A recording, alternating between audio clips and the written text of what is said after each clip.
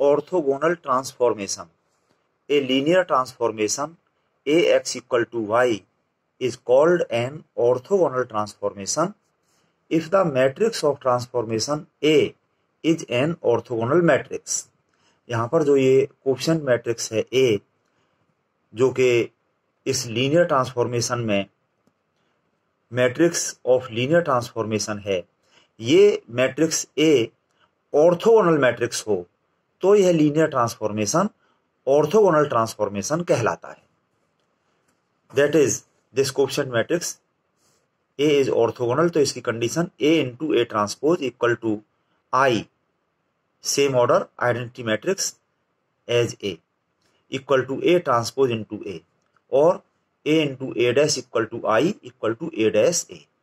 Transpose को T या dash से डिनोट कर देते हैं. तो A मैट्रिक्स के ऑर्थोगोनल होने की ये कंडीशन है. तो मैट्रिक्स A यहां पर ऑर्थोगोनल होनी चाहिए. Here matrix A equal to Aij n by n square matrix of order n is called the matrix of orthogonal transformation. और इसमें जो वेक्टर्स आ रहे हैं x और y, vectors x equal to इसके कंपोनेंट्स ले लें हम, small x1 x2 dot dot xn and y equal to y1 y2 dot dot yn. These two vectors contain sets of variables.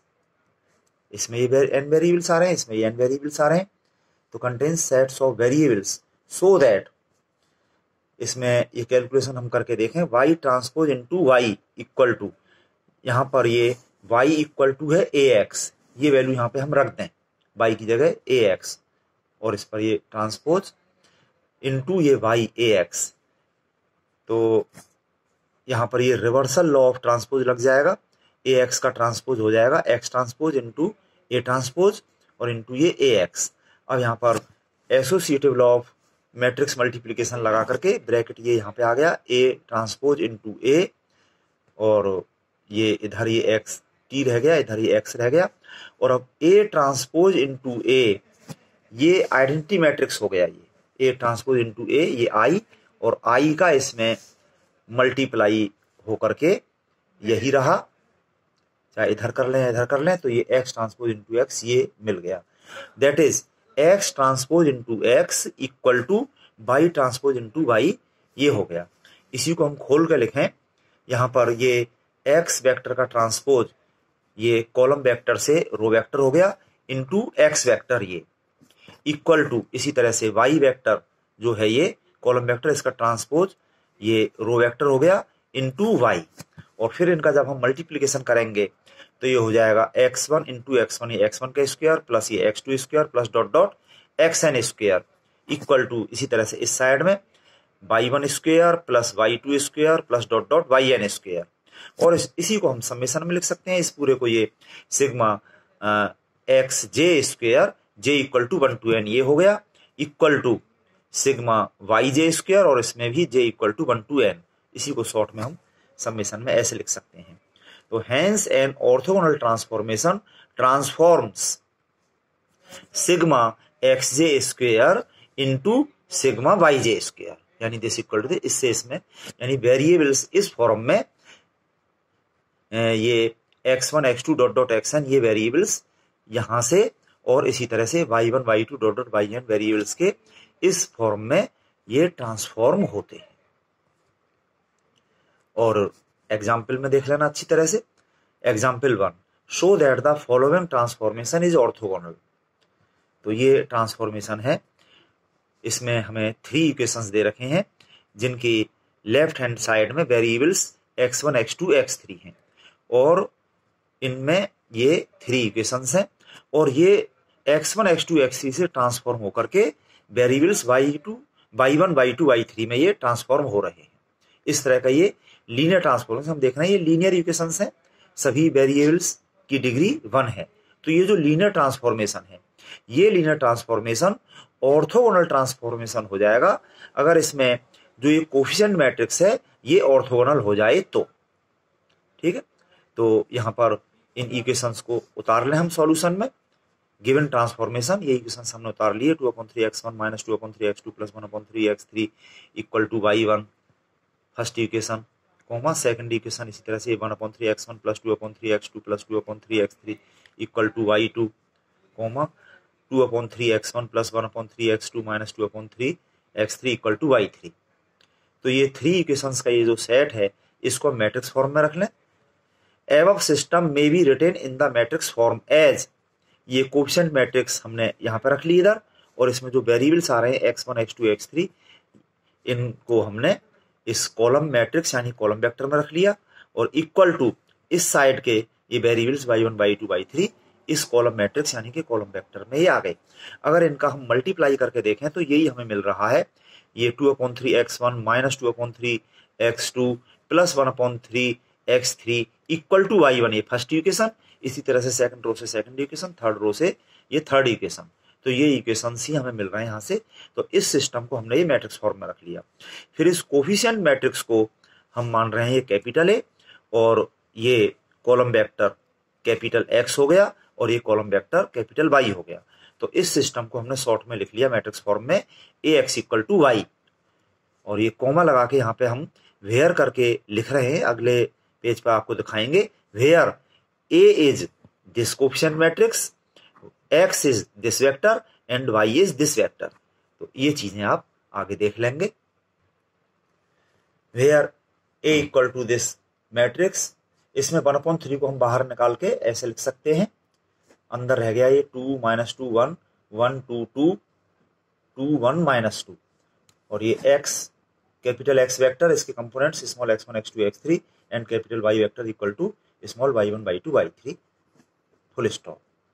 अब यहाँ पर हमें इस कोफिशिएंट मैट्रिक्स को ऑर्थोगोनल प्रूव करना है, जिससे कि गिवन ट्रांसफॉर्मेशन ऑर्थोगोनल हो जाएगा। नाउ वी हैव, ये ऑर्थोगोनल प्रूव मैट्रिक्स ए को ऑर्थोगोनल प्रूव करने के लिए A × A का ट्रांसपोज I के बराबर हो जाना चाहिए, और इसका रिवर्स करके लेंगे A ट्रांसपोज × A, वो भी I के बराबर हो जाना चाहिए। तो now we have A × AT, ये A मैट्रिक्स हमने यहाँ पे रख ली × AT, इसका ट्रांसपोज स्केलर 1/3 तो एज इट, और यहाँ पे ये हम रो वाइज पढ़ते जाएं और इनको कॉलम वाइज लिखते जाएं। इस मैट्रिक्स का ट्रांसपोज करके लिख दिया हमने 2 - 2 1 1 2 2, और ये 2 1 - 2, और ये 1/3 स्केलर को हम इधर ले आए, 1/3 × 1/3 1/9 हो गया, और ये मैट्रिक्स हमने यहाँ पे लिख ली, ये मैट्रिक्स यहाँ पे लिख ली, और इन दोनों मैट्रिक्स का मल्टीप्लीकेशन करके हम यहाँ पे लिख रहे हैं दिस इक्वल टू 1/9, और ये फर्स्ट रो का मल्टीप्लीकेशन हम करेंगे तो यहाँ पे फर्स्ट रो में रखेंगे। जैसा कि मल्टीप्लीकेशन आप जानते हैं, तो इसका जब फर्स्ट कॉलम के साथ किया तो फर्स्ट कॉलम में ये 2 × 2 4 - 2 × -2 ये -+4 + 1 × 1 ये। इसी तरह से इसका जब सेकंड कॉलम में किया तो ये 2 - 4 + 2, और थर्ड कॉलम में किया तो ये 4 - 2 -2 ये थर्ड कॉलम में रख लिया। इसी तरह से हम ये सेकंड रो का मल्टीप्लिकेशन करेंगे तो हम सेकंड रो में यहाँ पे लिखेंगे फर्स्ट कॉलम के साथ तो फर्स्ट कॉलम में, सेकंड कॉलम के साथ सेकंड कॉलम में, थर्ड कॉलम के साथ थर्ड कॉलम में, और इसी तरह से थर्ड रो का मल्टीप्लिकेशन करेंगे तो हम थर्ड रो में लिखेंगे, इसका फर्स्ट कॉलम के साथ करने पर फर्स्ट कॉलम में, सेकंड के साथ सेकंड में, थर्ड के साथ थर्ड में, और ये सिंप्लीफाई करके ये 9, ये 2 + 2 4 - 4 कैंसिल होकर 0 हो गया। इसी तरह से ये भी 0 हो गया, ये 0 हो गया, यहाँ पे ये 9, यहाँ पे 0, ये 0, ये 0 और ये 9। इस 1/9 को जब हम इसमें अंदर ले गए तो ये हो गया यहाँ पे 1 1 1, बाकी ये डायगोनल में तो 1 1 1 हो गए, और बाकी सब ऑफ डायगोनल एलिमेंट्स 0। तो यह है एक आइडेंटिटी मैट्रिक्स हो गई 3 ऑर्डर की, जैसा कि ऑर्डर मैट्रिक्स A का है। And similarly A transpose × A, जो A मैट्रिक्स का ट्रांसपोज और ये A, इसी तरह से ये मैट्रिक्स A है इतनी, इसका ट्रांसपोज करके यहाँ पे ये रख लिया जैसा कि हमने ऊपर किया था। ये 1/9 हो गया स्केलर एक तरफ ले जा करके, और ये दिस मैट्रिक्स × दिस मैट्रिक्स यहाँ पे रखी हुई है, इनका मल्टीप्लीकेशन जैसे ऊपर किया था इसी तरह से हमने यहाँ पे कर लिया। तो ये सेम चीज आ गई 1/9, और ये स्केलर मैट्रिक्स इसके डायगोनल में 9 9 9 है, इसको जब हम अंदर ले गए तो ये 3 ऑर्डर की आइडेंटिटी मैट्रिक्स हो गई 1 0 0 0 1 0 0 0 1। तो ये हमारी I हो गई। तो इससे हमें मिल गया this implies that A × A transpose equal to I and A transpose × A equal to I, this I = A transpose × A। तो ये मैट्रिक्स A के ऑर्थोगोनल होने की कंडीशन है। So the matrix A is an orthogonal matrix. और ऐसा होने पर जो गिवन ट्रांसफॉर्मेशन है, जिसको हमने A X equal to Y की फॉर्म में लिख लिया था, वो ऑर्थोगोनल ट्रांसफॉर्मेशन हो गया। Hence the given transformation is orthogonal, it is proved. यही प्रूव करना था। बिल्कुल सिमिलरली इसी तरह से एग्जाम्पल 2 है आपके करने के लिए। Show that the following transformation is orthogonal. बिल्कुल उसी तरह का है ये। इसमें आप देख सकते हैं कि ये लीनियर इक्वेशंस है, यानी कि वेरिएबल्स की पावर 1 है सब जगह। तो ये x1 x2 x3 से ट्रांसफॉर्मेशन y1 y2 y3 में हो रहा है, और ये लीनियर ट्रांसफॉर्मेशन है। और ये लीनियर ट्रांसफॉर्मेशन ऑर्थोगोनल ट्रांसफॉर्मेशन हो जाएगा अगर इसमें जो ये कोफिशिएंट मैट्रिक्स है, जो कि मैट्रिक्स ऑफ लीनियर ट्रांसफॉर्मेशन है, ये कोफिशिएंट मैट्रिक्स ये अगर ऑर्थोगोनल हो जाती है तो ये ट्रांसफॉर्मेशन ऑर्थोगोनल कहलाता है, जैसा कि हमने एग्जाम्पल 1 में किया है। इसको ए एक्स इक्वल टू वाई मान लेंगे मैट्रिक्स फॉर्मेशन सिस्टम को, और कोफिशिएंट मैट्रिक्स ए को ऑर्थोगोनल प्रूव कर देंगे, जैसा कि एग्जाम्पल 1 में किया है। उसी तरह से इसका solution try yourself as above example 1। ठीक है, अच्छे से करें और अपनी प्रॉब्लम पूछें।